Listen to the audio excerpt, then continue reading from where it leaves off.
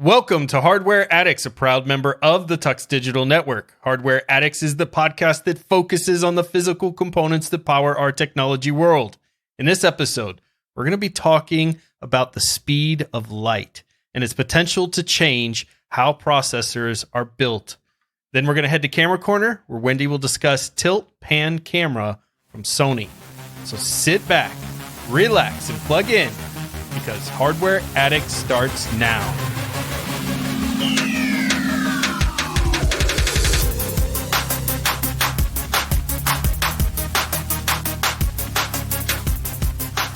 I'm Ryan, your tech guide through the universe, and with me today are my two co-hosts, Wendy, a resident photographer extraordinaire and hardware enthusiast, and Michael, the software sage and hardware Padawan. Let's find out what tech adventures everyone has had this week. Michael, what have you been doing?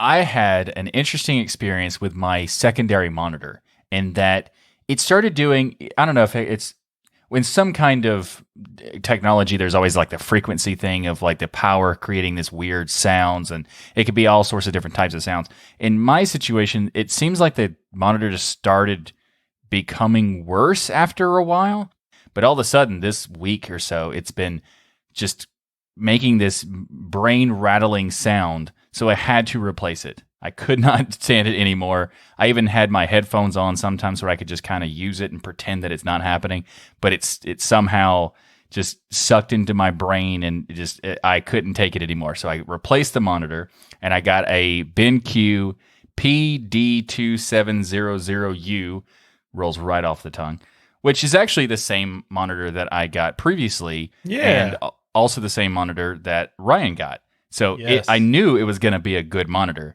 and I'm now using it in a vertical orientation, which is what I used my other monitor for. And it is very nice as a vertical monitor because it's super thin bezels. I mean, there's a bezel. And that's 4K too. Yeah, it's a 4K monitor, and it's really nice. So it was definitely worth it, but it's kind of like one of those things where you don't want to upgrade until you have to, even though once you do it, you realize, yeah, this was a better option. It was much better to just do this. So likely that whine was created by the power supply in the monitor itself, and that can be definitely an early warning sign that your monitor is about to go bust or burst into flames or whatever. So it's good that you replaced it. But there's another interesting note about that high frequency noise.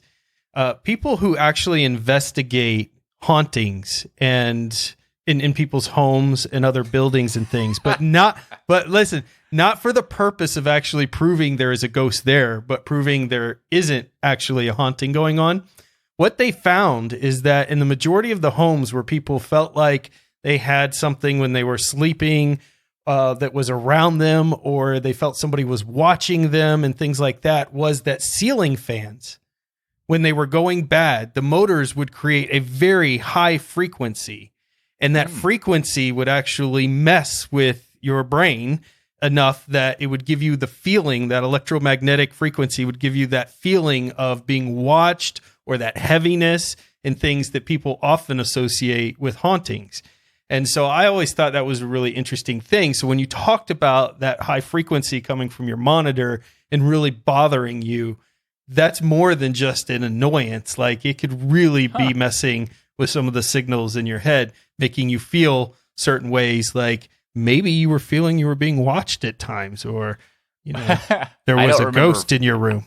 I don't remember that feeling, but I do remember it. I felt really weird when I first started like hearing it happening, because I didn't know it was the monitor for a while. So for at least a day or two, I couldn't like find out where it was, because it was only happening when I was at my computer. And when I leave, I typically turn the monitors off. But sometimes I would just leave them on, depending on how long I'm gone. So it would just felt like it was constantly there. And when I turn on my computers off, it's all gone. So I didn't know what component it was. And then after a while, I just kind of started like listening, like, because the first time it happened, it was very subtle. It wasn't super loud, but it got worse and worse and worse. So eventually I just started, like, it started driving me nuts. So I started doing investigative work to find where it's coming from. Then I turned the monitor off, and all of a sudden it was gone. I was like, oh, okay, it's this monitor. And then for the next couple of days, while I was waiting for the new monitor to come, I still tried to use it. And when I knew it was the monitor, it kind of made it worse because it was even more noticeable because I knew where it was coming from, and it would instantly be hearable as soon as I turned the monitor on again. I could see you like side-eyeing it in my head, like, I hate you, monitor. You stupid monitor making your dumb high-pitched noise. Yeah. I've had the frequency issues. Like I've heard like weird line noise or something on different technology and stuff, but never in a monitor where it was fine for years and all of a sudden it started doing it. So I didn't know what it was. I'm glad I stopped using it because apparently you said it could catch on fire from this. So well, that may have been an exaggeration, but sure. I mean, it's possible. Certainly if there is a issue with getting too much power, not enough power, there's something broken in there. I mean, any electronic technically can catch on fire. So a little bit of exaggeration, but it's possible. Well, maybe. I mean, also it could have caught on fire, or it could be possessed by a ghost, apparently. So, or your ceiling fan. Maybe your ceiling fan possessed your monitor, and you really need to fix your ceiling fan. Think about that. That's why I turn my ceiling fan off most of the time, just for that reason. Yeah, there you go. Learning all kinds of things in this episode, hauntings and all. So how is your workflow now that you have the same color, the same resolution on both of your monitors? It's great. The resolution thing, I was actually more likely to use the secondary monitor now because I had a 1080p and a 4K, and those differences are so drastic that I only used the secondary monitor when I had to, like when I'm doing live streams or something. And now I use it quite frequently. Like right now, I'm using it as we're recording the show because I have so much more space. The vertical aspect of the orientations, I like that because I have certain types of applications that I can benefit from landscape and other ones that I can benefit from vertical. And it allows me to have a lot more space on this 4K to do that sort of thing. So I even tested to see like whether or not a vertical video editing workflow would be good for me or not. And the answer is no, that's awful. I couldn't take it. Like if I had a much bigger monitor, it was like a 40-inch that was vertical, maybe that might be cool. But the tracks would be way too short. Yeah, it just depends because you can maneuver the Kdenlive interface really well to customize it however you want. And that worked great. But it just didn't feel like it was big enough to do a vertical workflow. So I switched it back, and it's much better in a landscape. But other things like text messaging or any kind of messaging app, or a lot of things are having notes on the side, vertical monitors are fantastic. So I'm glad I have that. And having the extra resolution and the color accuracy is so... I expected it to not matter because I was so used to having the two different things. But now that I have them together, they are exactly the same monitor. It definitely makes a difference. I think from going forward, when I have to upgrade at some point, I will just get the same monitor with whatever I happen to pick. I'll just get double of those so I can have the consistency. It does make a huge difference. I had a monitor that went out last week as well. It was the MSI monitor I actually have a review on my channel for. It lasted a good couple years, but eventually it just started having this gibberish on the bottom and lots of dead pixels started showing up. It probably was moved too many times, but in any case, I had a Acer monitor that was a 2K monitor that I was using next to my two BenQs that like you have, the 27-inch. And I was using that in a vertical position. But honestly, I really never used it. So I ended up moving that to a system downstairs that's top secret that I can't talk about until a later episode to get that filmed. But I don't miss not having that vertical monitor. What I love is having two identical 4K monitors side by side. And of course, with GNOME Desktop, I have workspaces that I can move things to if I need more real estate. And so I kind of had this epiphany, like when I'm using my laptop and things, I'm always using workspaces. When on my desktop, I had 3 monitors and I wouldn't use workspaces, but honestly, workspaces are more convenient because really what I need the 3 monitors for is when I'm doing something like piping and stuff where I have multiple audio programs and I could put all of those into one workspace on a secondary monitor and then have my other stuff that I need in front of me, notes and such right there on the main monitor. So workspaces is a good key to let the operating system do some of the work instead of just adding monitors to do it. Although it looks cooler when you've got like 3 or 4 monitors for sure. Yes, definitely do both. It does look cooler when you have multi-monitors, and there's certain times where extra workspaces does not work for me because I've also used that on Plasma quite a bit. But there are times where everything I have open, I need to be able to see it at that time, and there just isn't enough real estate on one monitor. I'm currently using two, and there's plenty of times that I'm like, gosh dang it, I would love it if I had a third. There you go. Yeah. I think the multi-monitor is always a good thing to have, and I actually used to have a triple monitor setup, and I went down to two. And for me, I think it's the best because I have most of my focus on the main monitor, and then the secondary monitor is just when I need it. And that's how I treated the other setup anyway. So it just made sense for me to have just two. But workspaces is a really good tip.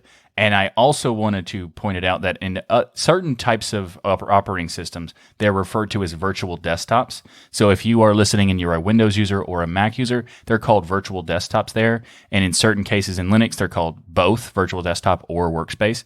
So if you've never used virtual desktops, you should definitely look into them because they are incredibly powerful and pretty much you're guaranteed to have it regardless of what operating system you have. You should have an option to try that out. So I'm hoping this other thing that we're going to talk about is also awesome because we talked about you getting a Ducky keyboard, and I have to know, what are the results for the Ducky?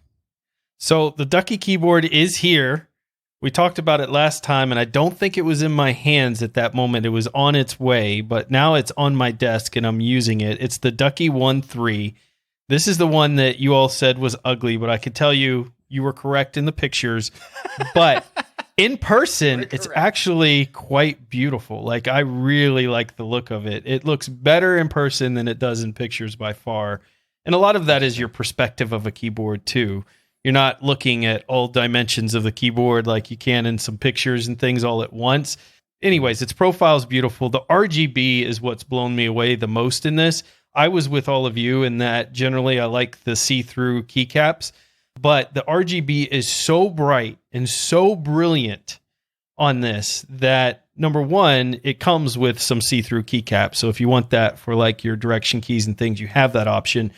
But the actual RGB around the keys for the non-see-through keycaps is so brilliant that you don't even notice.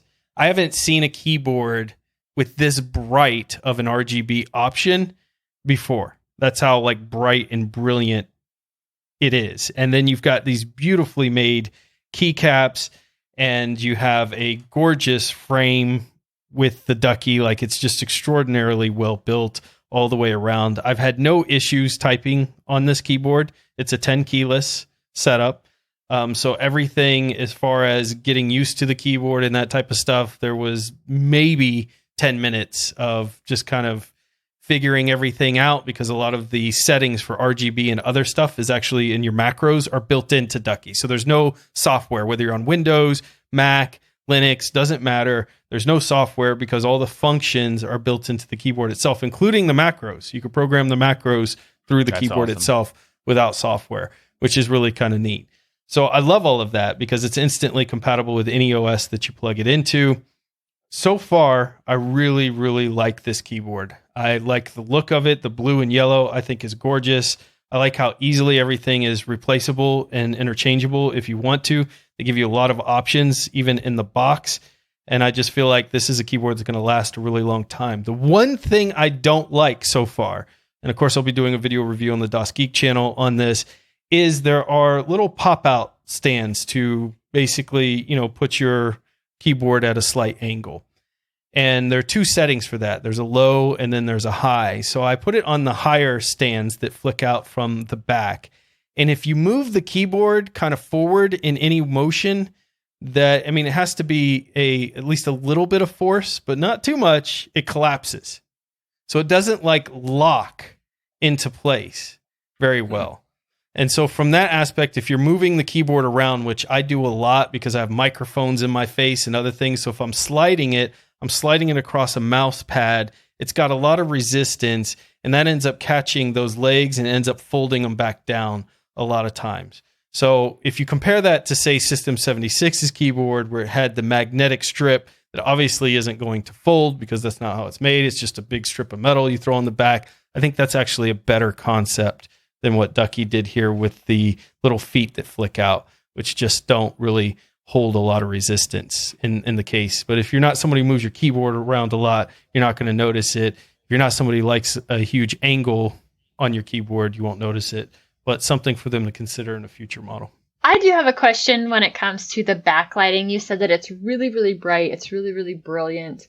I do love backlighting on my keyboard, even though I'm not a fan of rainbow vomit. But I typically have the light turned down pretty low because of sensitive eyes. So are you saying that in order to be able to use the backlight on that Ducky keyboard, it has to be full blast because you're not seeing through the keycaps? No, you don't have to have it on full blast. You can lower it and still have your full, ability to see the keys and things at night and that type of stuff. The brilliant factor in it is not so much its brightness. I mean, that's part of it, and its color depth, which the colors are really deep. They're not muted. It's just the fact that it's lit so well behind the scenes. I'm not even sure how to describe it compared to another keyboard, because all of them have a light coming out.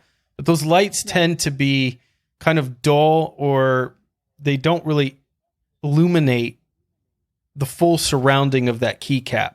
Sounds like it has a halo effect. Yes, this one is illuminating all the way around that keycap fully.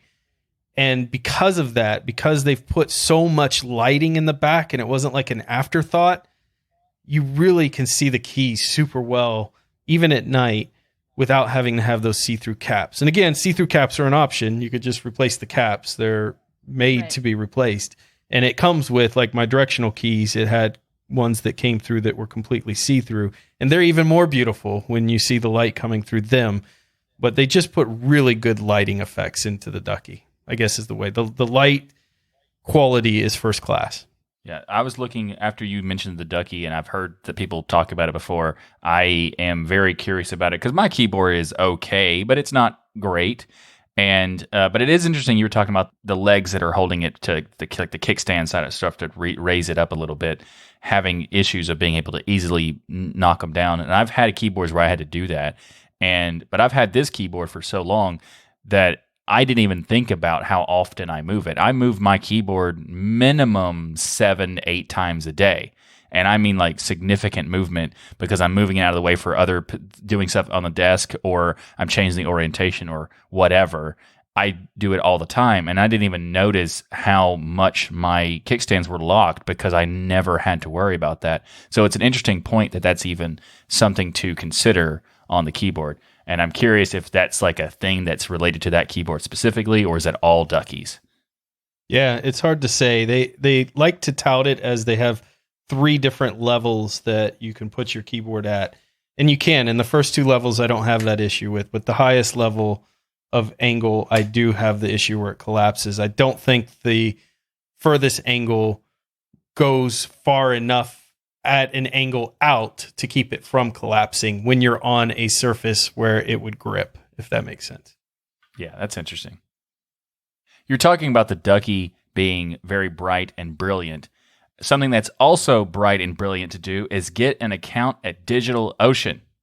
This episode of Hardware Addicts is brought to you by DigitalOcean because cloud computing can be, let's say, complex, but standing up reliable, affordable cloud infrastructure really doesn't have to be. At DigitalOcean, you can enjoy a comprehensive portfolio of compute, storage, database, and networking products that put your cloud infrastructure in capable hands so you and your teams can get back into what matters most to you, and that's building world-changing apps that grow your business. DigitalOcean also provides you with predictable pricing, robust product docs, and services that developers love, like the marketplace system, which is so awesome you can super easily be able to quickly set up droplets from all sorts of different types of software. There's so many different options, and it's just a few clicks and you're ready to go. It's fantastic. One of the things I love about DigitalOcean. Another thing I love about DigitalOcean is that they can help you regardless of whatever size team you have. You have a team of 1 person or a team of 1,000 people, DigitalOcean can help your team grow with their simple, powerful cloud computing services. And as a listener of the Hardware Addicts podcast and a member of the TuxDigital community, you can get started for free. In fact, it's better than free because DigitalOcean is going to give you a $100 60-day free credit when you go to do.co/tux2022. That's do.co/tux2022 2022. So again, go get started with your $100 free credit on DigitalOcean's awesome cloud platform by going to do.co/tux2022. So last episode, we were talking about Intel and AMD's new offerings and some of their architecture differences that they have. One of the items that came up in our discussion is the electrical wires used to connect various chiplets on a CPU. And we know electricity is fast, but is it the fastest thing we know? Michael, is there something you can think of that's faster than electricity? Well, yes, because my skill of learning hardware, as you can tell, I've been on this show for however many years, and I've learned it so quickly. Is that what you were saying? Is that what you were going to? Okay, yeah, great. Yeah. But seriously, the most commonly thing to describe based on speed is, of course, light, because there's FTL in science fiction and stuff like that. The speed of light is definitely the most reference that we have for whatever the fastest could be. Yeah, I love that you brought FTL in there, faster than light game. That's a really fun game. In addition, when you're using wires and electricity, which isn't the fastest medium, but very fast, it means you're using more energy along with heat that's being generated. The electrons are heating up, and they're bouncing all around, generating all of this heat, and then we have to figure out ways to lower that heat. And so we want to lower the power consumption, especially when you're manufacturing a CPU, and you want to lower the amount of heat that's being produced. Those are two really important things. So what other options do you have, though, besides using electrical wires? I mean, it's been the go-to forever. But what if instead of wires and electricity, you could use that light, maybe from the Ducky even, because it's got some really good lights in it, because it's so much faster. And there's a company out there, Light Matter, that's been looking to do just that. They want to connect chips using photonics instead of using electrical wires. So I want you to stop for a moment and think about a CPU with a bunch of different chiplets on it. And again, instead of having wires go across to connect these, we're using light to connect these chips together. Okay, sure. That my brain's broken. What? Light. Just using light to send that information between those chiplets. And specifically, they want to use nanophotonic waveguides. Naturally. Well, now you know what that means. So, Michael, go ahead and explain to everybody what nanophotonic waveguides are. Well, what you can imagine is take the fiber optics of the internet system and then making that incredibly small, and that's how this works. I don't know if that's true. Because it's nano. I mean, that's not bad. I'm impressed. Really? On the spot. Awesome. Yes. Yeah. So these are channels that can carry photons at extremely low loss and very high bandwidth. And if you were to do a comparison, even though the technologies aren't exactly comparable, but if you were to do a comparison, that's what you kind of get with fiber, right? Everybody wants fiber in their home. Why? You're going to get a ton more bandwidth than you can instead of using the electrical currents that comes with, say, cable or other types of technologies out there. So it's just a much, much faster way of getting data across, and you get much more bandwidth. Very expensive to deploy.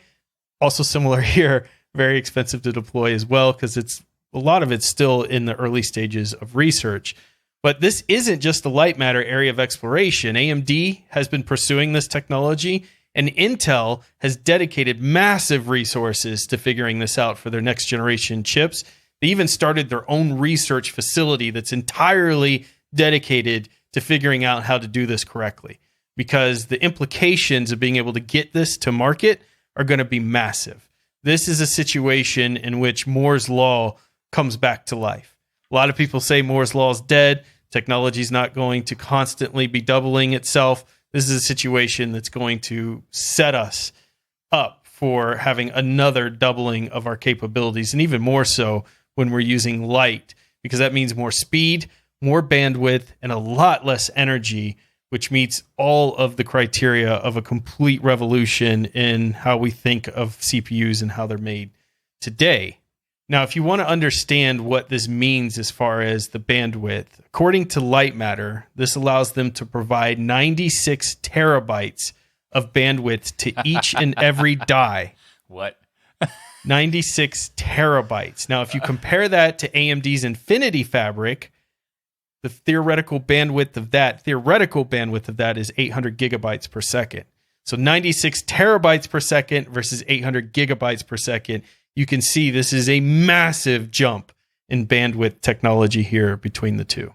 Yeah, that's numbers that doesn't really make sense. Like that, that's a crazy amount of speed. Like I don't even know how the whole joke about every time of era we have new modern technology that's someone says, I don't even know what we could do with all this. We would never need more than this, or like storage or whatever. And that's always a ridiculous thing because eventually, something makes sense to have that. But this one does seem kind of excessive and stupid fast. Yeah, it's like stupid 96 fast. Times more than the other one. Like what?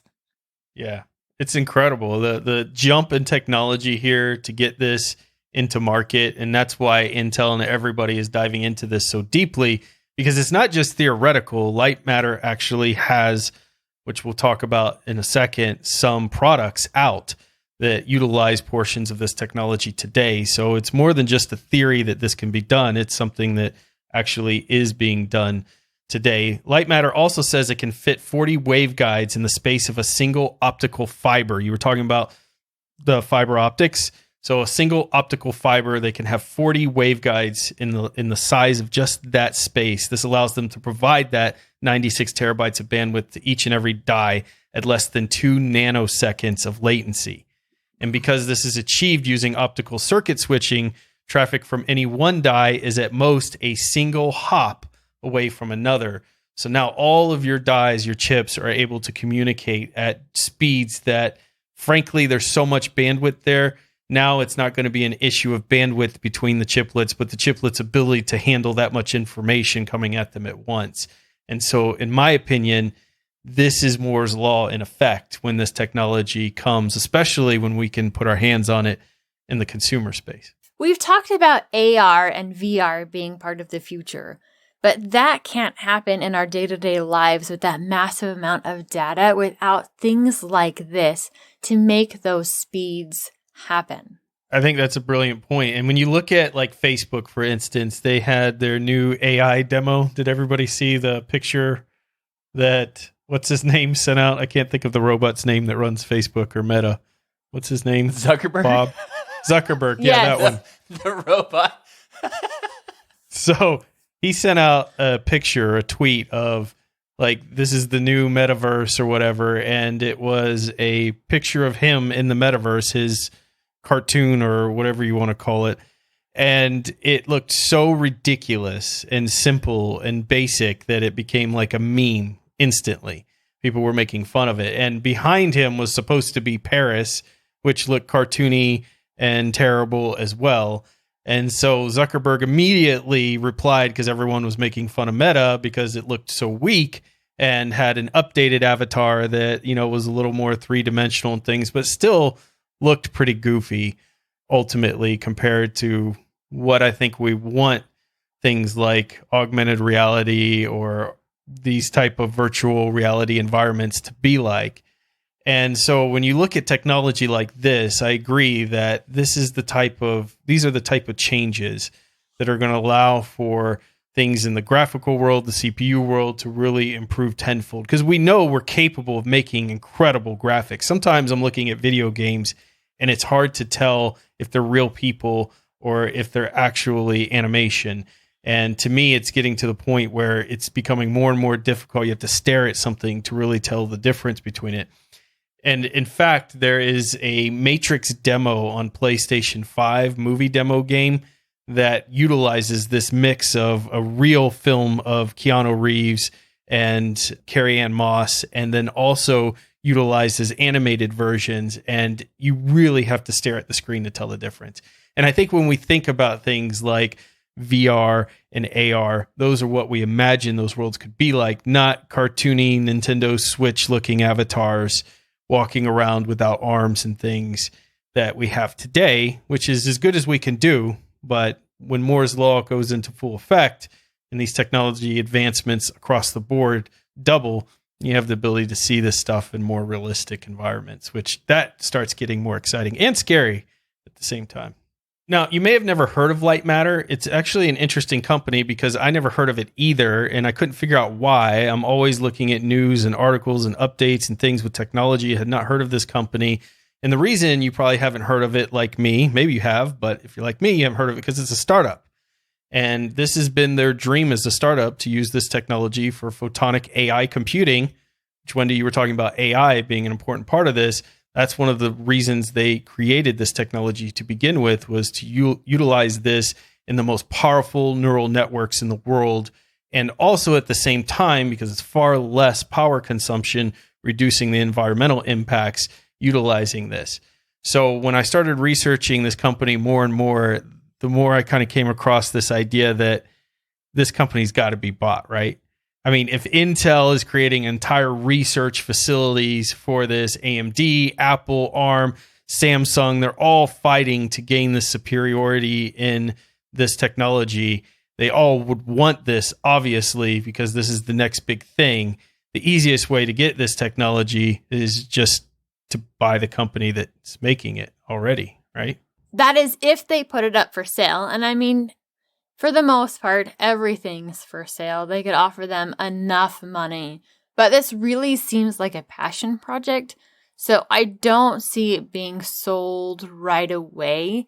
And maybe it could stay separate like ARM, where they're licensing some of their technology out to AMD, Intel, ARM, Samsung for the use in other devices.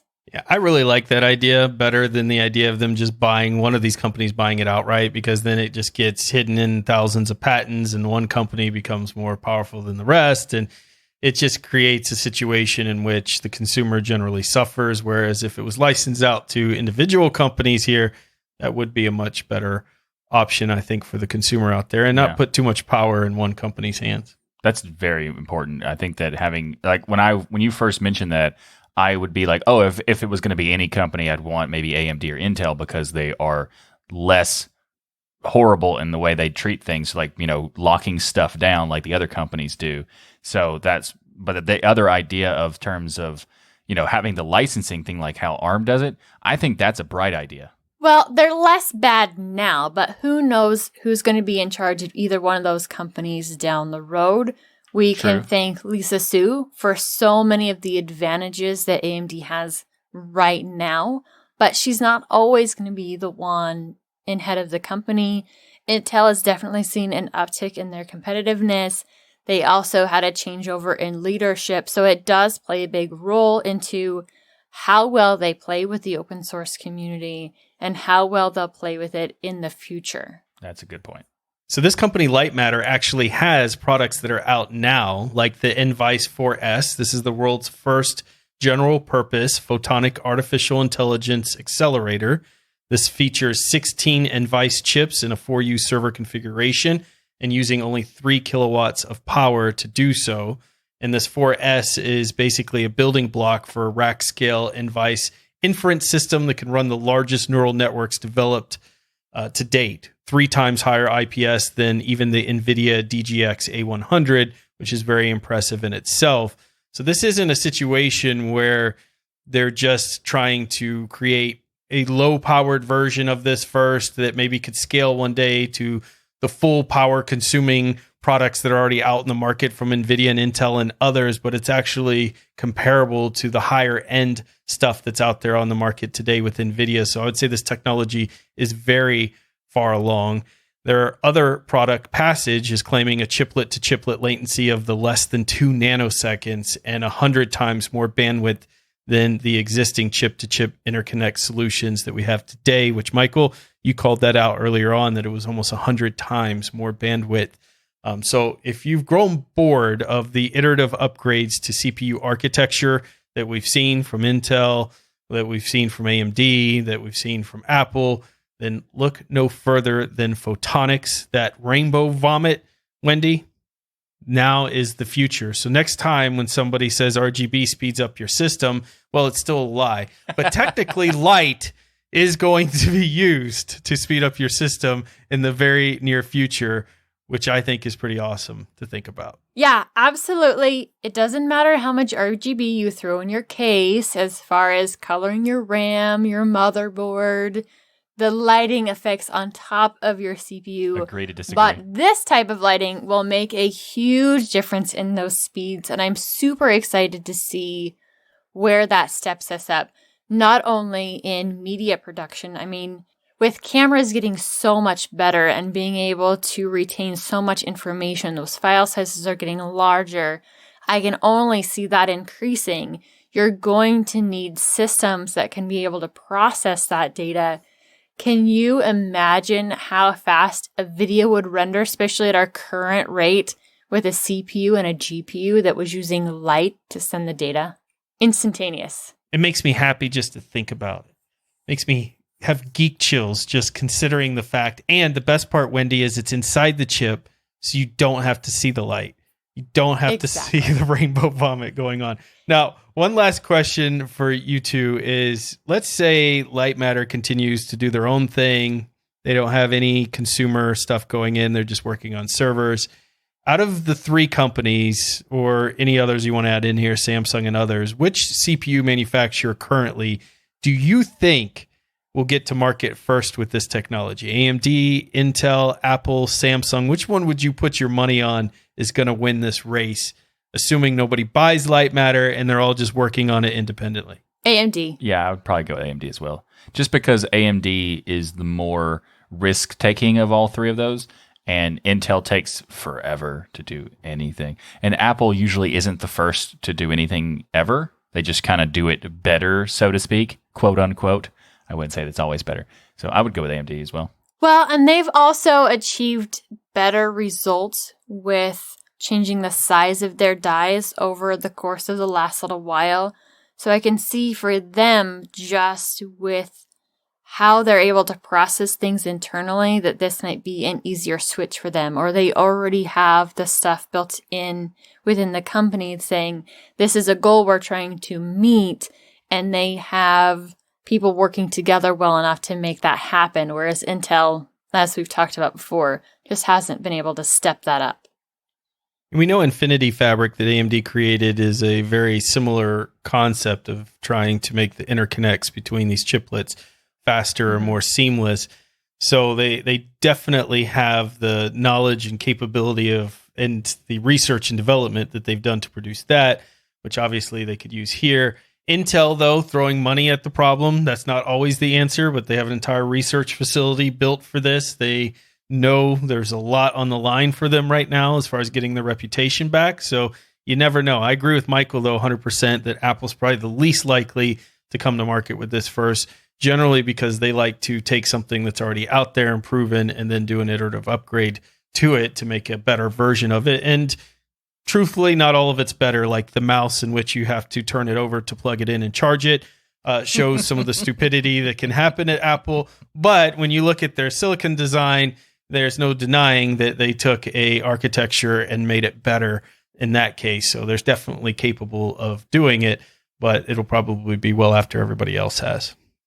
Yeah, that makes sense. This is a really fascinating topic. The idea that someone has actually somehow figured out how to use light to do like CPU computational stuff. Like, that's just crazy. I mean, dare I say it, this has been enlightening. Oh my gosh. You know, I'm not even going to give that any recognition. None. Except for you just did. But you know what else is enlightening? That would be our sponsor, Bitwarden, because they're a password manager that we can use and trust. Bitwarden lets you set up things like a PIN to easily access your password manager, as well as additional authentications, such as master passwords and adding phrases to fingerprint security, all to keep your passwords safe. Bitwarden is the easiest and safest way for individuals, teams, and businesses to store, share, and sync their sensitive data. Go to bitwarden.com/tux to get started for free. Say you want that premium account. It starts at just $10 per year. It comes with 1 gigabyte of encrypted file storage, 2-step login with YubiKey, U2F, and Duo, Vault Health Reports, TOTP Authenticator storage and generation, plus priority customer support. Make the smart move like many in the community have and go to bitwarden.com/tux to get started for free. If you're like me, though, you're going to want to show your appreciation for this awesome open source project and sign up for that premium edition that starts at just $10 per year. Thanks to Bitwarden for sponsoring this episode of Hardware Addicts. All right, Wendy, take us into the camera corner and tell us about Tilt Pan Camera from Sony.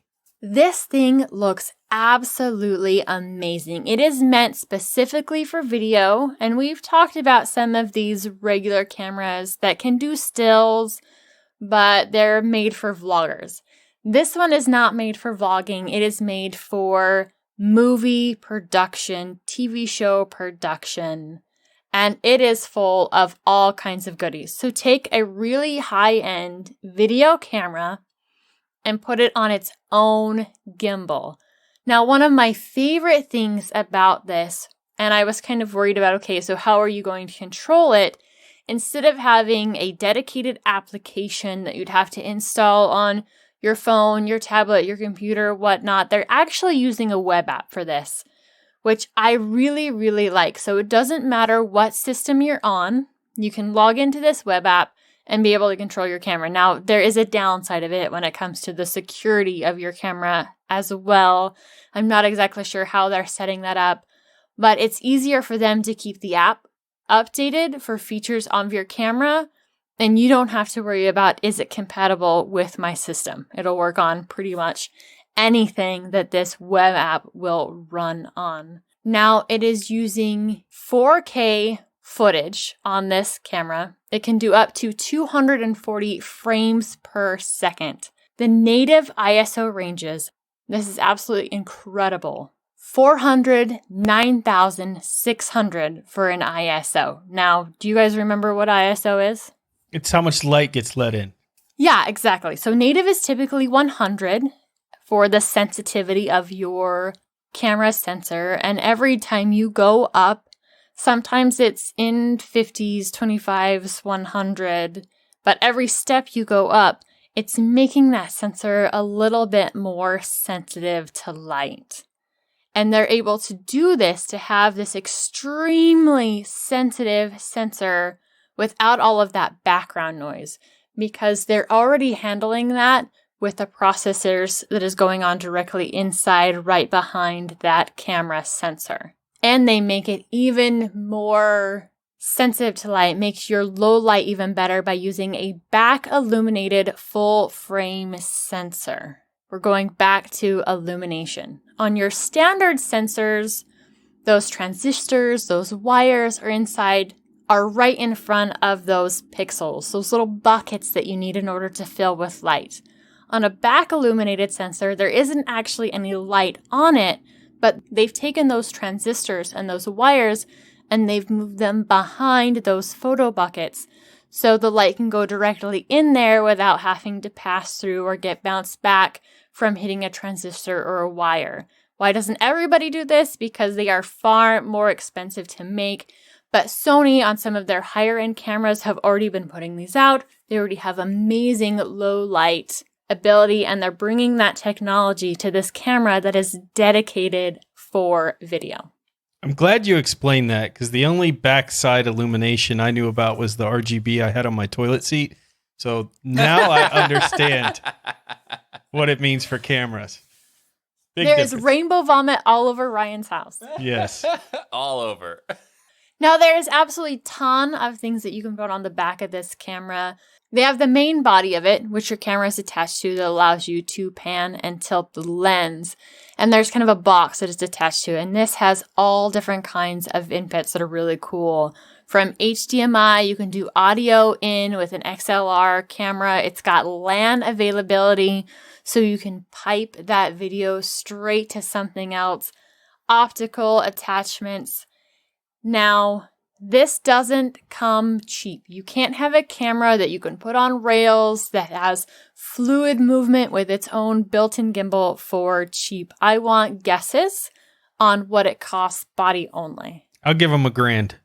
I mean, that's what I would pay for it. But it has dip switches, so make it $1,500 because it has dip switches on the back. Yeah. Well, I want to basically make sure that I win this from Price is Right rules, so 1501. Well, technically, Price is Right rules, you would win, Michael, but you're both way off. The base model of this, no lens, is $9,700. Wow. Googly gop. That's a lot of money. Googly gop. It's so much money. It made Ryan invent a random word. If you actually want a lens that comes with it, that would be a 28 to 135 millimeter zoomed lens that would give you all kinds of different options. That package is going to cost you $12,200. It is not made for your average consumer.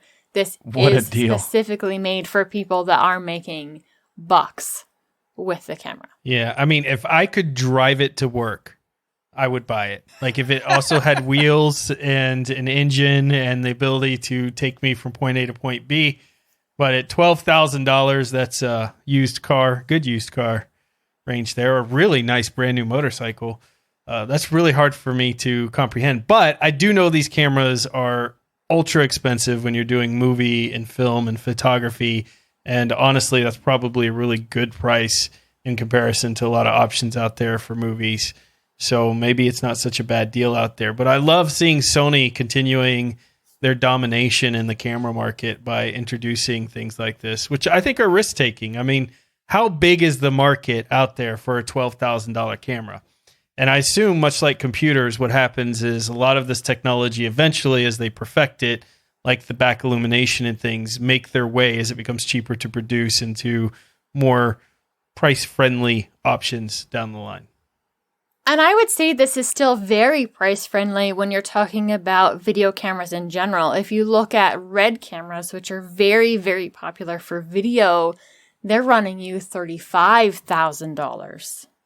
Yeah.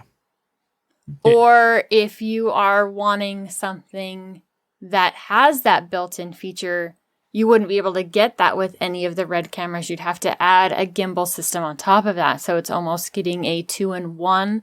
Hasselblads are body only, and they can run you $35,000 for that. So I say in price range of professional video equipment, Sony is knocking it out of the park with price. Nice.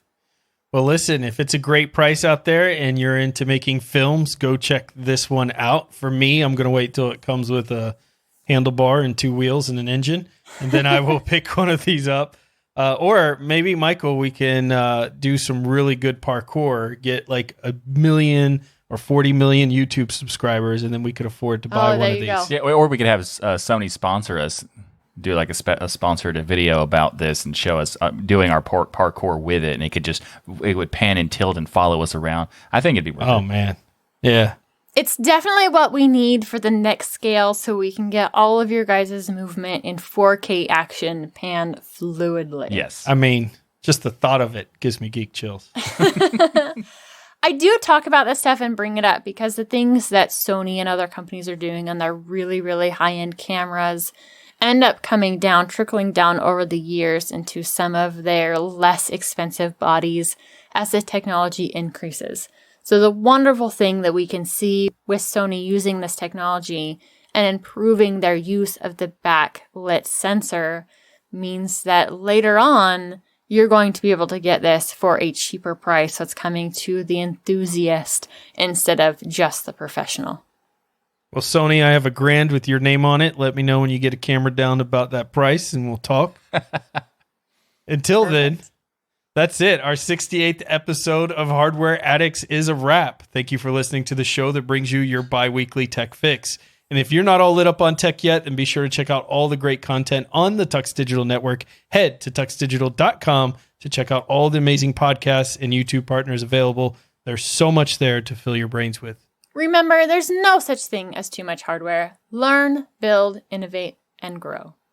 We hope you enjoyed the show, and you know what? We'll see you next time for another bright and brilliant episode of Hardware Addicts. Oh, you should have ended with illuminate your backside. You should edit that in. All right.